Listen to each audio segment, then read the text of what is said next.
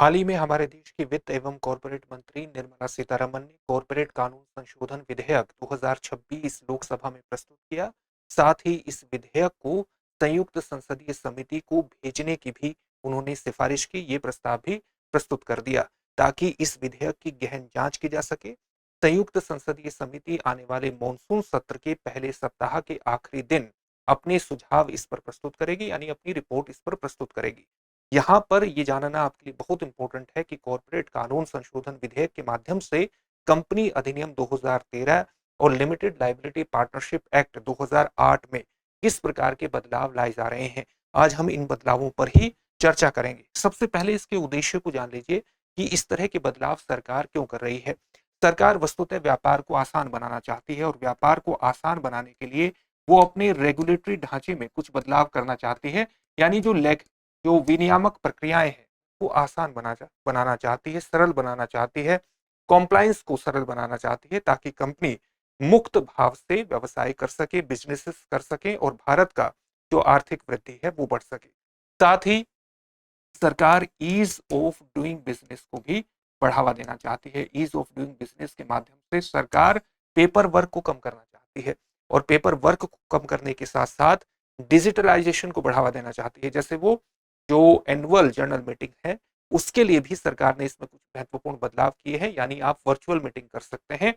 हालांकि आपको physical meeting भी कुछ अरसे के बाद करनी होगी, कुछ अरसे में एक बार करनी होगी। वो क्या है उस पर भी हम बात करेंगे। तो सरकार रेगुलेटरी मानकों को आसान बनाना चाहती है, ईज ऑफ डूइंग बिजनेस को बढ़ाना चाहती है, बढ़ावा देना चाहती है और साथ ही सरकार एक और महत्वपूर्ण बदलाव कर रही है।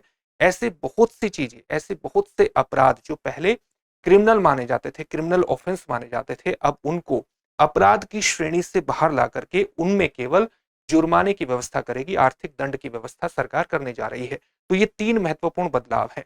यहां पर आपके लिए ये जानना बहुत इंपॉर्टेंट है कि किस प्रकार से कॉर्पोरेट सोशल रिस्पॉन्सिबिलिटी के ढांचे में बदलाव किया गया है, उसमें किस तरह से नए बदलाव प्रस्तुत किए गए हैं जो कि जो छोटे बिजनेसेस हैं उनको बढ़ने में विशेष रूप से मदद कर सकते हैं, उसको हम जानेंगे। लेकिन उससे पहले इस बात को विशेष तौर से ध्यान में रखिएगा कि दृष्टि संस्थान का सिलेक्शन महोत्सव सेल का आज आखिरी दिन है। ये 26 मार्च तक ही है, आप जानते हैं, और इसके अंतर्गत आपको दृष्टि लर्निंग ऐप पर उपलब्ध आईएएस के सभी online courses, pen drive courses और टेस्ट सीरीज पर 26 मार्च तक 50% तक का डिस्काउंट प्राप्त हो रहा है। साथ ही आप बुक्स पर भी 25% का लाभ प्राप्त कर रहे हैं।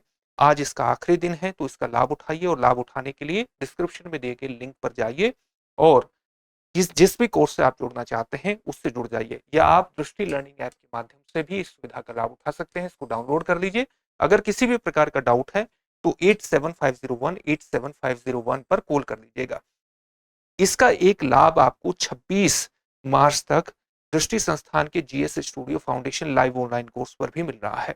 ये कोर्स हाल ही में लॉन्च हुए हैं, आप जानते हैं, और इसके माध्यम से आप अपनी जीएस की तैयारी को मात्र 14 महीने में ही पूरा कर लेंगे और 26 मार्च तक ये आपको केवल 24,499 में प्राप्त हो रहा है। 14 महीने में पूरा जीएस आपका तैयार हो जाएगा और इसकी सबसे खास बातों में शामिल है कि इसको करने के बाद जब आप संस्थान की शाखा में जाएंगे और जीएस फाउंडेशन ऑफलाइन बैच में एडमिशन लेंगे तो ये सारी फीस वहां पर एडजस्ट हो जाएगी, यानी एक तरह से कोर्स आपको फ्री में ही पड़ जाएगा।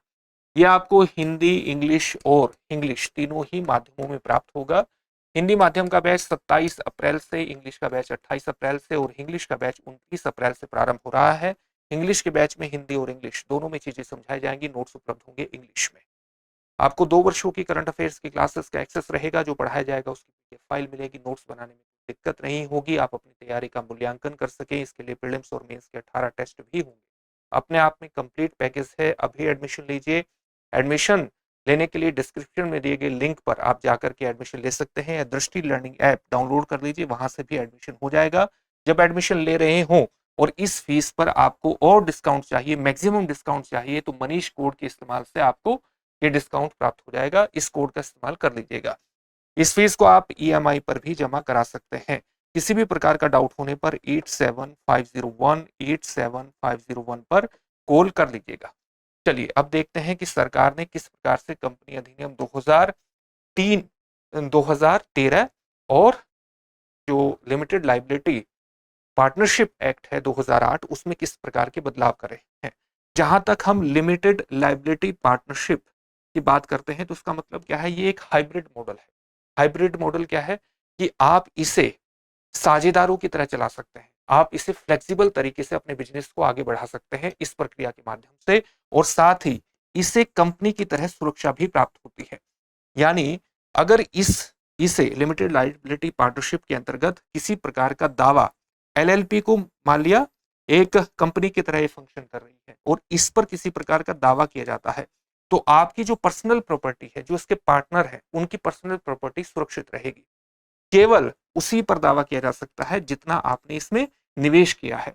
यानी ये आपको एक फ्लेक्सिबल मौका उपलब्ध कराता है बिजनेस करने का, जहां पर आपकी निजी संपत्ति सुरक्षित रहती है। जितना आपने निवेश किया है, अगर किसी प्रकार का दावा किया जाता है तो उस निवेश पर ही दावा किया जा सकता है।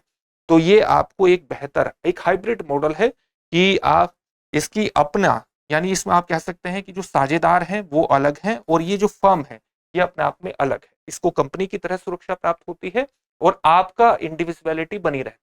तो इस तरह का एक हाइब्रिड मॉडल है बिजनेस करने का। अब बदलाव क्या क्या गया है कि जो securities and exchange board of India जो है आपका सेबी, और जो इंटरनेशनल फाइनेंशियल सर्विसेज सेंटर्स हैं उसके अंतर्गत आने वाले जो ट्रस्ट हैं वो क्या कर सकते हैं, वो अपने आप को कन्वर्ट करवा सकते हैं एलएलपी। इससे उनको बिजनेस करना आसान होगा, इससे बिजनेसेस फैलेंगे, रोजगार बढ़ेगा, आर्थिक गतिविधियों का विस्तार होगा। एक सरकार ने ये बदलाव किया है। दूसरे बदलाव सरकार ने क्या किया है, सोशल रिस्पॉन्सिबिलिटी, जो कॉर्पोरेट सोशल रिस्पॉन्सिबिलिटी है उसमें एक बड़ा बदलाव हुआ है। बड़ा बदलाव क्या हुआ है, कॉर्पोरेट सोशल रिस्पॉन्सिबिलिटी के अंतर्गत कौन आता है, या तो कंपनी जिसका नेटवर्थ 500 करोड़ रुपए का हो वो आएगा, या जिसका टर्नओवर 1000 करोड़ रुपए का हो वो इसके अंतर्गत आ जाएगा, या जिसका नेट प्रॉफिट शुद्ध लाभ कितना हो 5 करोड़ हो वो इसके अंतर्गत आ जाएगा। अब सरकार ने क्या बदलाव किया है कि इस 5 करोड़ की सीमा को बढ़ा करके 10 करोड़ कर दिया है। सरकार का कहना यह है कि वर्ष 2013 जब इस प्रकार की व्यवस्था हम लाए कंपनी अधिनियम के माध्यम से, तो उसके बाद देश की स्थितियों में बहुत से परिवर्तन हुए हैं। अब हमारे पास ऐसे बहुत से स्मॉल बिजनेसेस हैं जिनको अगर हम और ज्यादा छूट देंगे तो आर्थिक गतिविधियों का और ज्यादा विस्तार होगा, और इसलिए कॉर्पोरेट सोशल रिस्पॉन्सिबिलिटी का दायरा बढ़ा करके 10 करोड़ कर दिया गया है। एक प्रकार से 5 करोड़ से लेकर के 10 करोड़ के बीच में जो कंपनियां थी, अब उसको कॉर्पोरेट सोशल रिस्पॉन्सिबिलिटी के जो दायित्व है वो निभाने की आवश्यकता नहीं रहेगी, और वो अपना पैसा किसी बिजनेस में लगा करके उसके विस्तार को और ज्यादा बढ़ा सकेंगे। सरकार ने एक बदलाव ये किया है। दूसरा बदलाव ये है कि जो कॉर्पोरेट सोशल रिस्पॉन्सिबिलिटी फंड है, अगर कॉर्पोरेट सोशल रिस्पॉन्सिबिलिटी में जहां पर भी जिस भी परियोजना में आप पैसा लगा रहे हैं और वो खर्च नहीं हो पाता है, तो वो क्या होता है कि 30 दिनों के भीतर कॉमर्शियल बैंक का जो कॉर्पोरेट सोशल रिस्पॉन्सिबिलिटी फंड है, 30 दिनों के भीतर आपको वहां पर ये फंड ट्रांसफर करना पड़ता है जो कि परियोजना में नहीं लगा है, आपका जो दायित्व है सीएसआर के अंतर्गत। अब इसकी सीमा को 30 दिन से बढ़ा करके कितना कर दिया है, 90 दिन कर दिया गया है। इसके अलावा एक महत्वपूर्ण चीज ये है कि मीटिंग्स के लिए भी जो वीडियो कॉन्फ्रेंसिंग है वो अलाउड कर दी गई है। वर्चुअली आप मीटिंग कर सकते हैं। मीटिंग दो महत्वपूर्ण होती है, एक तो एनुअल जर्नल मीटिंग है वो इंपॉर्टेंट होती है, और एक एक्स्ट्रा ऑर्डिनरी जो जर्नल मीटिंग है वो ज्यादा इंपॉर्टेंट होती है। अब क्या है कि आपको जो फिजिकली एजीएम है, एनुअल जर्नल मीटिंग है, वो 3 साल में एक बार करनी होगी, और बाकी जो मीटिंग है आप वर्चुअली कर सकते हैं। इससे शेयर होल्डर्स की जो भागीदारी है मीटिंग्स में वो बढ़ाने का प्रयास सरकार के द्वारा किया गया है। इसके अलावा आप देख सकते हैं कि ऐसा माना जा रहा है कि इसमें 21 अपराध ऐसे हैं जिनको क्या किया गया है, सरकार ने एक एडजुडिकेशन मैकेनिज्म के अंतर्गत सरकार लेकर के आ रही है, और इनका जो फैसला है इनके अंतर्गत सरकार क्या कर रही है कि इलेक्ट्रॉनिक एडजुडिकेशन के माध्यम से, एडजुडिकेशन जो फोरम है या आप कह सकते हैं कि जो मंच है उसके माध्यम से इनकी पेनल्टी निर्धारित करेगी। यानी बहुत से ऐसे अपराध हैं जिनको सरकार क्रिमिनल ऑफेंस से बाहर कर रही है, यानी उस पर पेनल्टी लगाएगी, आर्थिक दंड लगाएगी, ताकि लोगों को एक प्रकार से और ज्यादा एक सरल बनाया जा सके, कॉम्प्लायंस सरल बनाया जा सके बिजनेसेस करने के। इसके अलावा बहुत से ऐसी चीजें भी होंगी जहां पर जो छोटे छोटे बिजनेसेस हैं उनको अपना एफिडेविट जमा करने की आवश्यकता नहीं होगी, केवल सेल्फ डिक्लेरेशन के माध्यम से ही आपका काम हो जाएगा। एफिडेविट क्या होता है? नोटरी से वेरीफाइड डॉक्यूमेंट होता है। तो बहुत से ऐसे मामले होंगे जहां पर आप सेल्फ डिक्लेरेशन के माध्यम से ही आगे बढ़ सकते हैं। तो ये कुछ महत्वपूर्ण बदलाव है। अब इस पर कई तरह के सवाल भी उठे हैं। कई तरह के सवालों में किस तरह के सवाल आ जाते हैं? जैसे इसमें एक सवाल ये आता है जो कि मुख्यतः ओपोजिशन के द्वारा कहा जा रहा है कि सरकार ने अपनी जो कानून संसद को बनाना था, कानून बनाने की या कानून के नियम बनाने की जो शक्ति संसद में थी, वो वस्तुतः वो अधिकारियों को या किसी अन्य संस्था को एस्टेब्लिश कर रही है। जैसे जो नेशनल फाइनेंशियल रिपोर्टिंग अथॉरिटी है, उसको कई तरह की शक्तियां ट्रांसफर कर रही है, विशेष रूप से नियम बनाने की। ये क्या है? ये कंपनी अधिनियम 2013 का जो धारा 132 है उसके तहत गठित होता है नेशनल फाइनेंशियल रिपोर्टिंग अथॉरिटी। और ये वस्तुतः जो प्रमुख कंपनियां हैं उनकी ऑडिटिंग, उनकी अकाउंटिंग के नियमों की निगरानी करती है, एक प्रकार से पारदर्शिता को बढ़ावा देने की कोशिश करती है। और 2018 में इसकी स्थापना हुई, 1 अक्टूबर 2018 को ये अस्तित्व में आई थी। ऐसा माना जा रहा है कि एनएफआरए को कई तरह के नियम बनाने की शक्ति प्रदान की। साथ ही एक महत्वपूर्ण मुद्दा यह भी उठाया गया है कि कॉर्पोरेट सोशल रेस्पॉन्सिबिलिटी के अंतर्गत किस प्रकार की सीमा होगी, साथ ही जो नियम किस प्रकार के, कौन सी कंपनी को कितना अनुपालन करना होगा, यानी और किस कंपनी को छूट प्राप्त होगी, ये सारी चीजें तय नहीं है। और हो सकता है कि भविष्य में इनको नियम बना करके तय किया जाए। नियम बना करके तय करेगा तो सीधा सा मतलब है कि जो काम सरकार को एक तरह से संसद के माध्यम से करना चाहिए था, वो आगे अगर नियम बना करके अथॉरिटी के माध्यम से किया जाएगा तो आप क्या कर रहे हैं? आप अपनी शक्तियों का ट्रांसफर कर रहे हैं, यानी एक तरह से डेलीगेशन कर रहे हैं अपनी शक्तियों। और ये शासन के मूलभूत सिद्धांतों के हिसाब से सही नहीं। एक तरह से ये चीज कही गई है सरकार के इस अधिनियम के खिलाफ, या आप कह सकते हैं कि इस पर जो सवाल उठाए गए हैं इसकी आलोचना में ये बात कही गई है। सरकार ने क्या कहा है? सरकार के द्वारा ये कहा गया है कि जो नेशनल फाइनेंशियल रिपोर्टिंग अथॉरिटी है, इसकी विनियामकीय शक्तियां, रेगुलेटरी पावर उसी तरह की है जैसे इडबी की है, यानी industries development bank of India की है, या कंपटीशन कमीशन ऑफ इंडिया की है, या securities and exchange board of India की है। तो इसी सेबी की तरह की है, सीसीआई की तरह की इसकी नियामकीय शक्तियां हैं। किसी प्रकार का डेलीगेशन शक्तियों का इसे नहीं हो रहा है।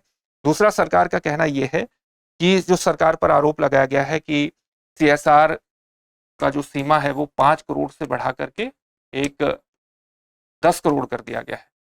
तो इससे क्या हो सकता है कि बहुत सा सरकार जो कंपनियां हैं वो दायरे से बाहर हो जाएंगी, कॉर्पोरेट सोशल रिस्पॉन्सिबिलिटी, और इससे सामाजिक और पर्यावरणीय कल्याण की जो अवधारणा है वो पीछे जा सकती है। सरकार का कहना यह है कि 2013 के बाद देश की स्थितियों में बहुत परिवर्तन हुआ है, और ये परिवर्तन वस्तुतः ये इसलिए लाया गया है ताकि जो स्मॉल बिजनेसेस हैं उन्हें और ज्यादा फ्री हैंड दिया जा सके बिजनेस करने का।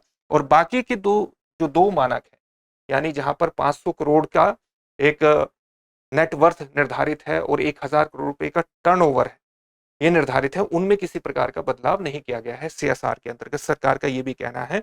और जितने भी बदलाव किए गए हैं ये वस्तुतः रेगुलेशंस को आसान बना करके और स्मॉल बिजनेसेस को आगे बढ़ाने की व्यवस्था करते हैं, ताकि बिजनेस आगे बढ़े और आर्थिक समृद्धि।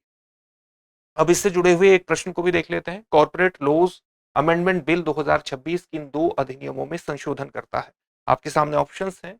RBI act 1934, banking regulation act 1949, company act 2013, या limited liability partnership act 2008, SEBI act 1992, या FEMA act 1999, income tax act 1961, या जीएसटी एक्ट 2017। इस प्रश्न का उत्तर कमेंट बॉक्स में कमेंट करके जरूर दीजिए। साथ ही वीडियो अगर आपको अच्छी लगती है तो उसको लाइक करते रहिए, शेयर करते रहिए, चैनल को सब्सक्राइब जरूर कर दीजिएगा, बेल आइकन दबाइएगा ताकि सभी प्रोग्राम का नोटिफिकेशन आपको मिल सके।